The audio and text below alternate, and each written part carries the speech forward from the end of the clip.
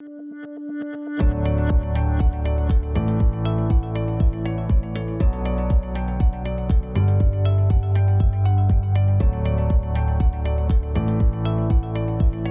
name is Waikit. I run the security practice for Lumen Technologies here in Asia Pac. And basically, our mission statement is to see more, stop more. And we wanted to touch on the topic about cyber risks and how does it impact and affect our organizations. I'm the IT director in SMG Singapore Medical Group, which is a private healthcare group, and I'm based in Singapore. And 3 years ago, I also co-founded a digital healthcare startup called HiDoc. The importance of cyber securities and risk comes into the picture in the healthcare industry. My responsibility is primarily actually around taking care of information security policies, governance, and then ensuring all IT security operations are going as per the requirements, business requirements. I'm Chirag Joshi. I am based out of Sydney, Australia. I've been building, managing, implementing cyber programs now for over a decade and a half in multiple countries across various industries. Currently, I am a director at ISAGA Sydney, looking after professional development, a topic I'm very passionate about when it comes to improving the skills within cybersecurity and closing the skills gap. But I also lead cybersecurity for a financial services organization here in Australia. For me, purpose has been always enabling human progress through trust in technology, and that's how I see the role of cybersecurity. I think cyber risk is not new to any of our organizations, whether it's FSI, in the healthcare, in the manufacturing sector, telecommunications, technology space. Every organization is in one way or another subject to those risks. Anything that has an IP address is potentially a target. Where do we begin?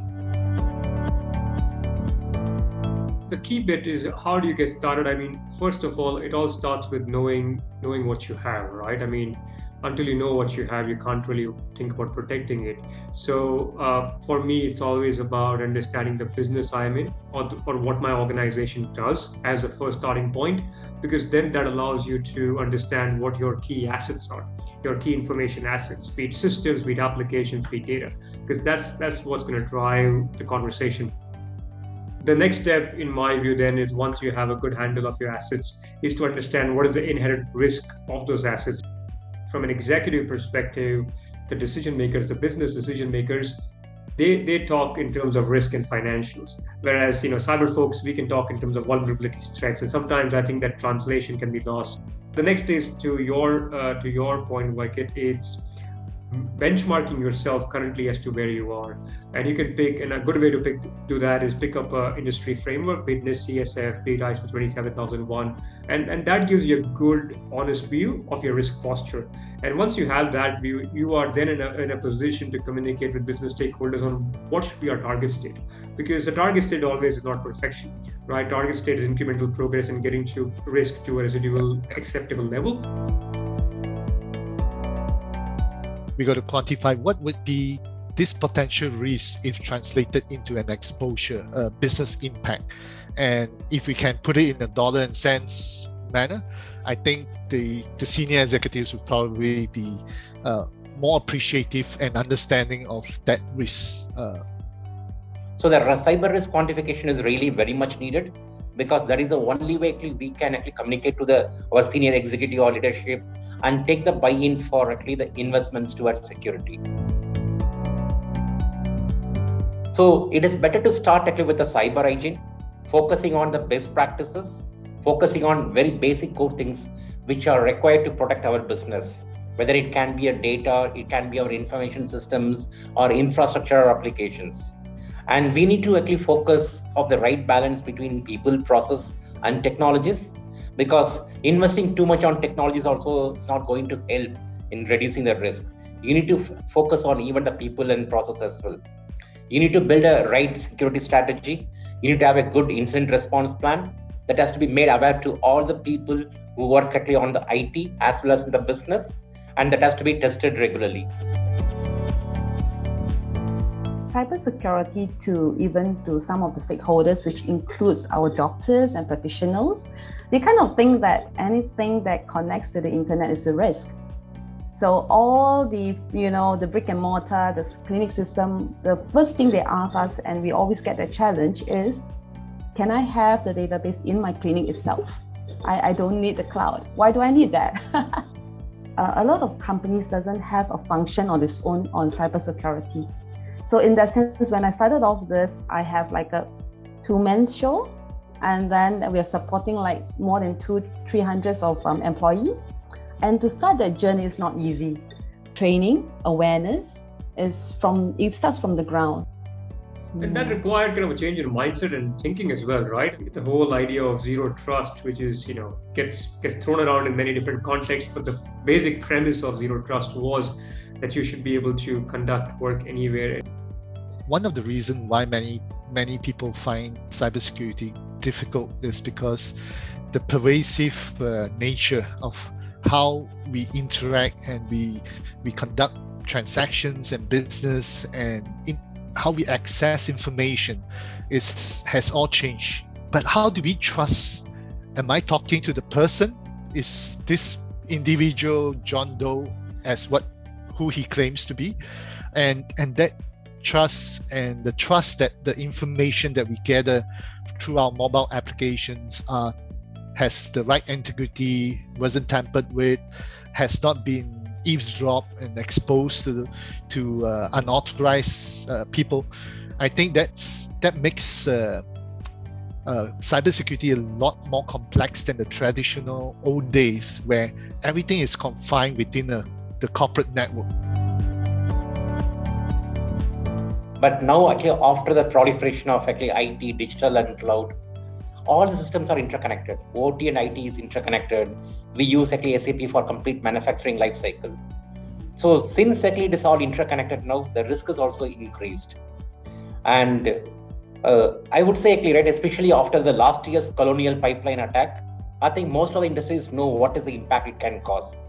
The history of OT, and also if you think about it, some things that are obvious and are given in the IT world may not necessarily work in the OT world. Like patching is a one where it's, the end of life is very different for an IT system versus OT system. And I'm happy to share my own thoughts too in terms of the regulatory landscape that you all see in your respective areas that is driving down. So I mean, in Australia, if I think about it, CPS 234, which is an APRA requirement for financial institutions, that set the tone quite well in terms of the board's responsibilities and oversight when it comes to cybersecurity. So it's no longer relegated to an IT issue. I mean, it needs that visibility and support. The rigor around controls testing, the focus placed on the roles and responsibilities, as well as commensurate risk management programs. For Singapore, the financial institutions has been in the longest time a regulated industry, and the Monetary Authority of Singapore, or MAS for short, has this technology risk management guidelines. Well, they call it guidelines, but if you are BFSI, most of the time you have to abide by it. Otherwise, you risk losing the license to operate. I think I would say in that sense, a lot of compliance that we have to follow. If not, the licenses will be revoked. So, but they leave it to your discretionary. I mean, it's up to individual to follow. There's a lot of regulatory in terms of things that they mandate, such as data for patients has to stay within the country, that data can't go beyond the country itself. Now, a lot of this is really based on the maturity of the organization, I would say, if you are not in the government or the public sector. So the private sectors are not that regulated in that sense that you are mandated, but like what Waikid has rightfully pointed out, you have to follow certain compliance. So for myself, I think in SMG itself, we actually did a lot of vulnerability tests and penetration tests. I think that is to keep ourselves, aware of the situation where we are in terms of our index score. And then that's also how we can actually look at what else we need to do, because every of the cyber threat that's coming in is evolving, just like the COVID, right? It just evolves. I think until few years ago, actually, In the board meetings, actually, there is always a conversation only around, are we compliant? And what is the status of the audit findings? Nobody actually talked about actually security. But now actually in all the board meetings, people actually talk about security as well. Are we really secure? What kind of data we have? Is it all very secure? So this is the kind of actually transformation actually which I've seen actually over the years because of all the cyber risks.